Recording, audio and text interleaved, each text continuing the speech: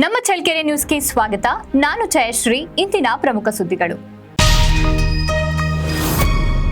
ಚಳ್ಳಕೆರೆ ನಗರದ ಬಾಪೂಜಿ ಕಾಲೇಜು ಸಭಾಂಗಣದಲ್ಲಿ ನಡೆದ ಪ್ರಾಂಶುಪಾಲರಾದ ಜಿ ಬಾಲರೆಡ್ಡಿ ಅವರ ವಯೋನಿವೃತ್ತಿ ಕಾರ್ಯಕ್ರಮದಲ್ಲಿ ಪಾಲ್ಗೊಂಡ ಶಾಸಕ ಟಿ ರಘುಮೂರ್ತಿ.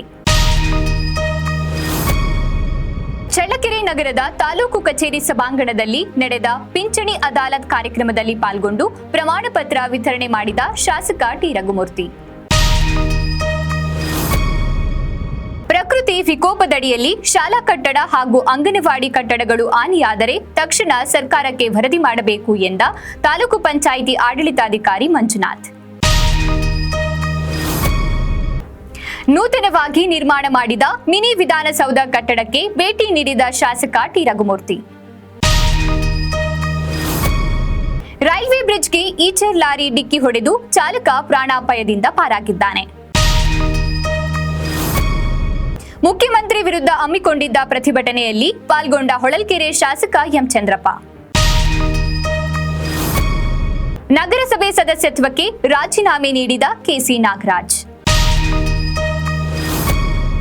ರಾಜ್ಯ ಸಂಸದ ಸಚಿವರ ಜೊತೆ ಸಭೆ ನಡೆಸಿದ ಸಿಎಂ ಸಿದ್ದರಾಮಯ್ಯ.